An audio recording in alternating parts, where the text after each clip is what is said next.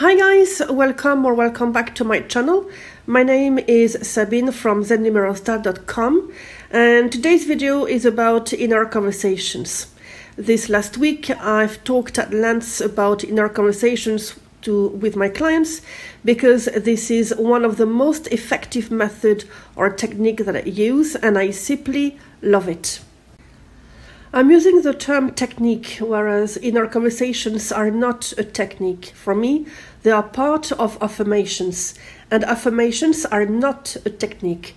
After all, you'll all have thousands of thoughts a day. You unconsciously affirm every single minute of your life.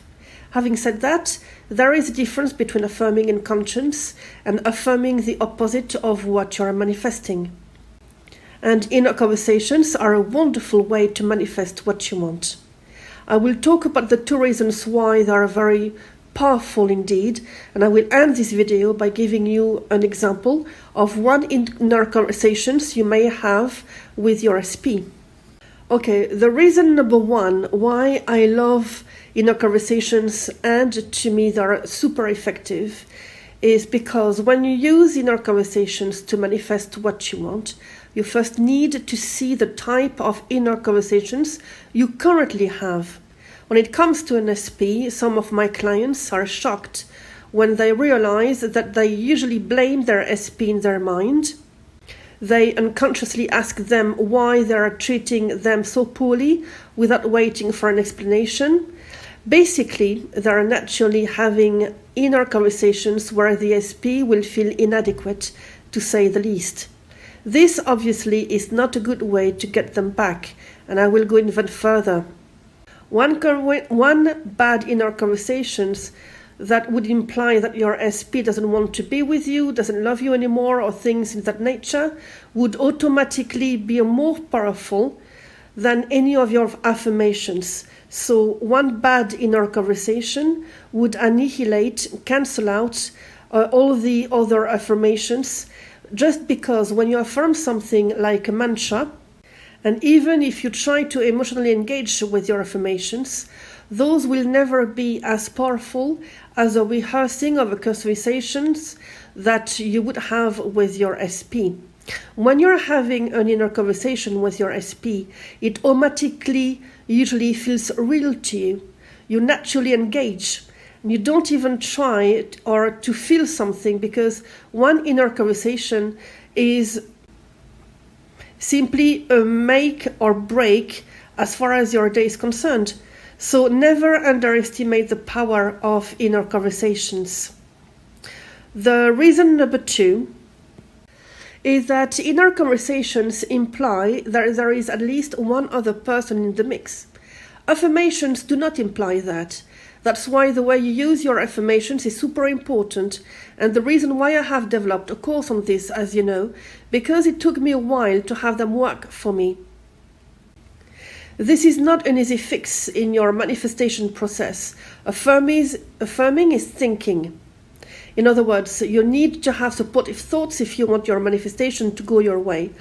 And that's why as well that in my affirmation course I have a whole, I think it's a module that I have on inner conversations. So the reason number two, if I sum up, is because having inner conversations for you will feel real to you automatically. For those of you who may shy away from having inner conversations with your SP as a start, you could consider one of my other methods, which is to involve your best friend. For instance, in my case, my best friend is non-judgmental and she always encourages me. I know I can be myself with her, and I know exactly the type of things she would say. So I use lots of inner conversations with her, and I have to say they do work wonders for me in my life. Now, as promised, here is the type of a conversation that you could have with your SP. Now, let's pretend that our lovely Mary has had a fight with John and they don't speak anymore. Mary, however, wants John to initiate a contact and for the relationship to be back to what it was. So here we go. Mary closes her eyes and imagines that she's talking to John.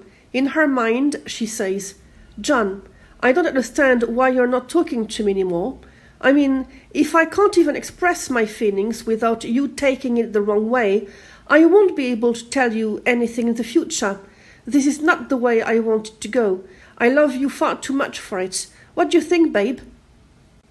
John goes, in her mind, "Oh, Mary, I'm so sorry. I thought you were blaming me. I didn't know you were only expressing your feelings. Of course you should always tell me what you feel.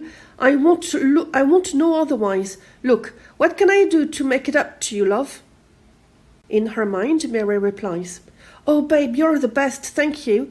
I knew you would be understanding. I love that quality in you. Great. Well, now that you mention it, I love it when you contact me, even if it's just to see how my day has been or to say hello. I love hearing your voice and you calm me." John replies, "Oh, wow, I didn't know I had that effect on you, my love. Of course, I'll call you tomorrow morning and tomorrow evening as well. I love you so much." So see, this is a type of inner conversations that you can have yourself. I won't go into too many details because there is more to it than this. But I will tell you this, inner conversations are very powerful and they are super effective.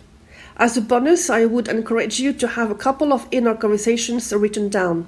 You can use them to rehearse in your mind.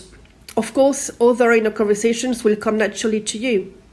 That's absolutely fine, but always make sure that they are on the positive. Now, if you want to have another great method, I have explained it in my latest blog post on my website on Zennumerostar.com. As always, I know you can do it. I do believe in you.